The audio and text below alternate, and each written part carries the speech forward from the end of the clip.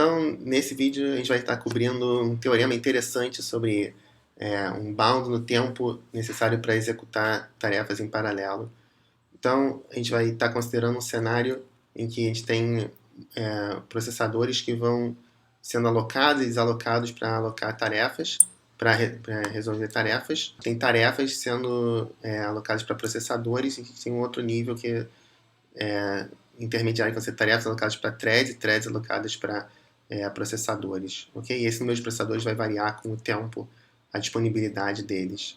Então, a gente tem inicialmente P processadores, né?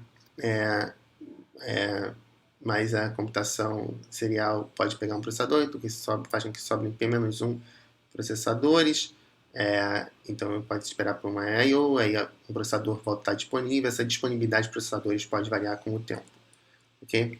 Então, a ideia é que se a gente mapear essas threads para os P processadores, nem sempre a gente vai ganhar um ganho. Idealmente, a gente gostaria que um programa rodando em P processadores rodasse P vezes mais rápido. A gente já sabe que isso não é bem assim. Então, a gente pode pelo menos tentar que o nosso speedup seja proporcional ao número médio de processadores disponível para aquelas tarefas que a gente está querendo executar. Então, a gente vai chamar de PA essa quantidade média de processadores disponíveis para o trabalho que a gente está querendo realizar. Okay? Então, PA é a soma de igual a 1 até T, onde T é o tempo de interesse, é o tempo de execução das tarefas que a gente está querendo analisar, de PI, onde PI é o número de threads, o número de processadores, disponíveis, né, para execução no instante I, e T é o tempo total de execução das tarefas. Okay? Então, se você tiver PI processadores disponíveis no instante de tempo I, você vai pegar PI threads para tentar executar no instante de tempo I. Algumas vão ser executadas, outras podem estar esperando por resposta, então elas vão acabar tendo que ficar esperando de qualquer maneira, mesmo que você tenha processadores disponíveis. Então, a ideia é que a gente vai usar essa estratégia gulosa, em que se eu tenho PI processadores disponíveis, eu vou sempre pegar, usar eles como um todo, ok? E tentar usar esses PI como um todo.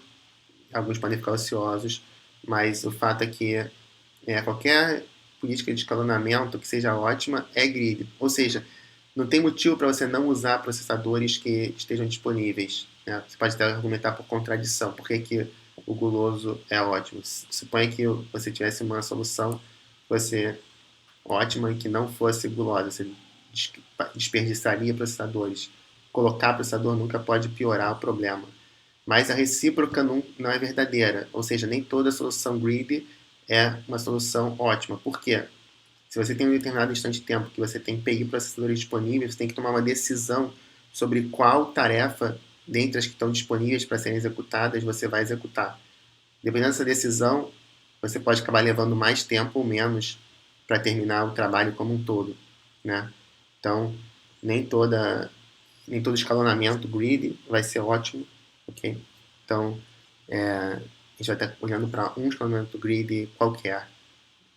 E eu estou fazendo um bound no tempo que vai levar para executar essas tarefas. Então, esse é o nosso teorema, que o tempo para executar as tarefas vai ser menor ou igual que o trabalho dividido por PA, que é o número médio de processadores, mais o tamanho crítico vezes P-1 sobre PA. O que são esses termos? Né? Então, tempo é o tempo para executar as suas tarefas.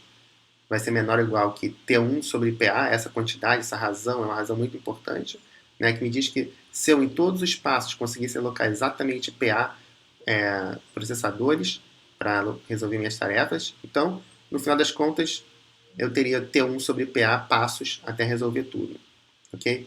Esse seria o caso em que o tempo para concluir é dominado pela quantidade de tarefas dividido por PA, que o caminho crítico não tem um papel importante. Mas pode ser que o caminho crítico tenha um papel importante. Né? Então, a gente não tem como fazer uma execução mais rápida do que o caminho crítico. A gente já conversou sobre isso. E o fato é que o bound ele não leva em conta só o caminho crítico, mas leva também em conta um fator extra aqui, que é esse P-1 sobre PA.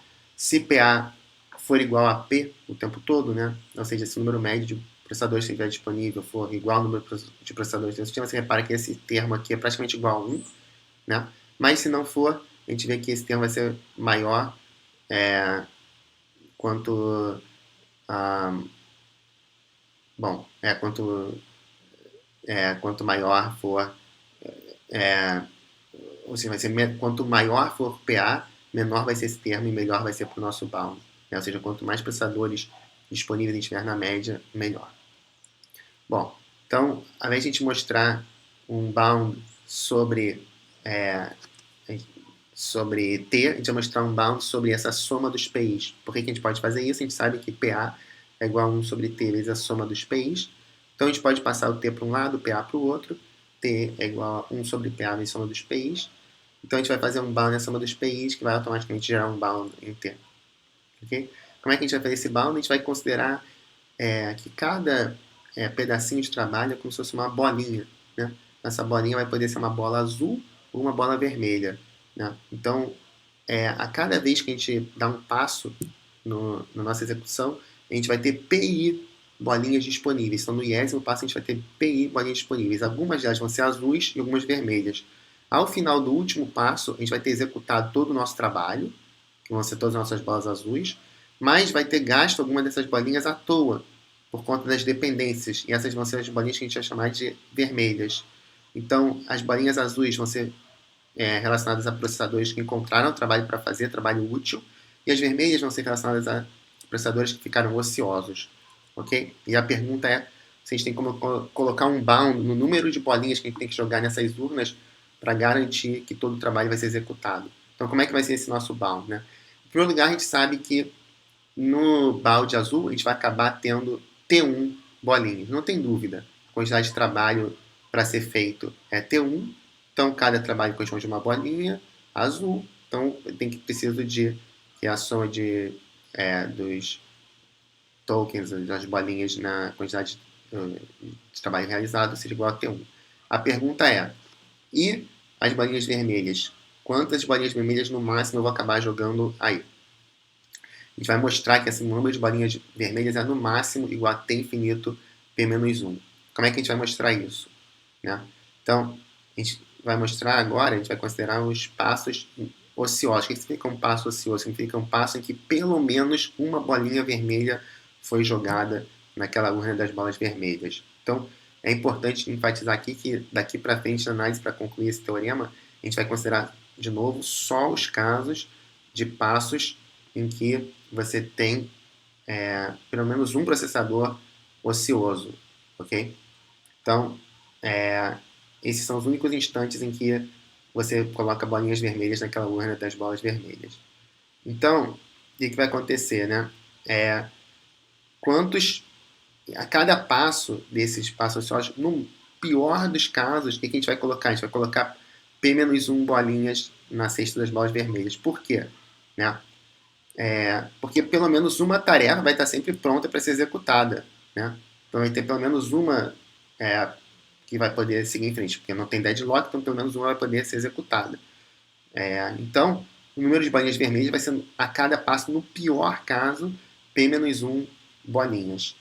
E a pergunta agora é quantos passos desse tipo ocioso, em que tem pelo menos uma bolinha jogada, a gente vai ter na nossa execução. E a resposta é, no pior caso, tem infinito passos. Por quê? Né? Vamos olhar, por exemplo, para um instante de execução em que ainda tenha tarefas pendentes. As tarefas pendentes estão marcadas com uma bolinha azul aqui dentro. Né? Então, essas tarefas podem ser executadas e estão pendentes. E algumas podem ser executadas imediatamente, outras não, mas vão precisar ser executadas. Então, a cada instante que você tenha uma situação dessas, né, se você tem pelo menos um processador ocioso, a ideia é que pelo menos em cada um desses caminhos críticos restantes, você vai ter uma tarefa, tipo essa tarefa daqui, que já pode ser executada. Por quê? Porque ela está na parte de baixo desse ciclo e não tem mais nenhuma tarefa que ela precise esperar, ou seja, não é tarefa para a qual ela dependa, que ainda precisa ser executada. Então, ela vai poder ser executada. E se você tem processador livre, pelo menos uma dessas daqui, em cada um dos caminhos críticos, se você tiver mais de um, vai ser executada. Então, o caminho crítico vai diminuir em pelo menos uma unidade a cada passo em que você tenha processadores ociosos. Então, essa que é a ideia.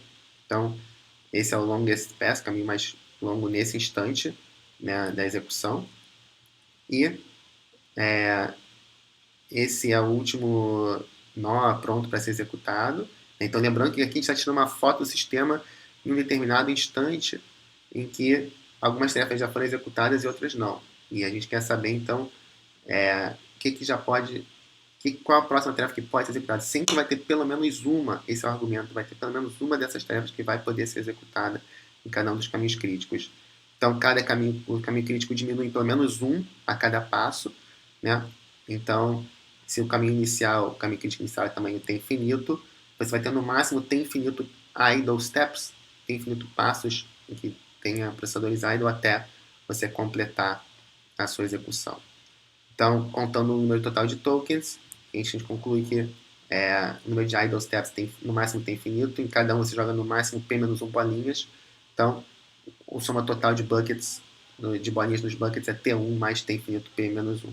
Juntando tudo, a gente conclui que se t é igual a 1 sobre pa vezes soma de pi's, a gente já conclui que a soma dos pi's é menor do que t1 mais t infinito p-1, logo t é menor do que 1 sobre pa t1 mais t infinito menos p, que é, concluindo assim, a demonstração do nosso teorema, que é um dos teoremas importantes aí, fazendo um bound sobre o tempo de execução de tarefas em multiprocessadores.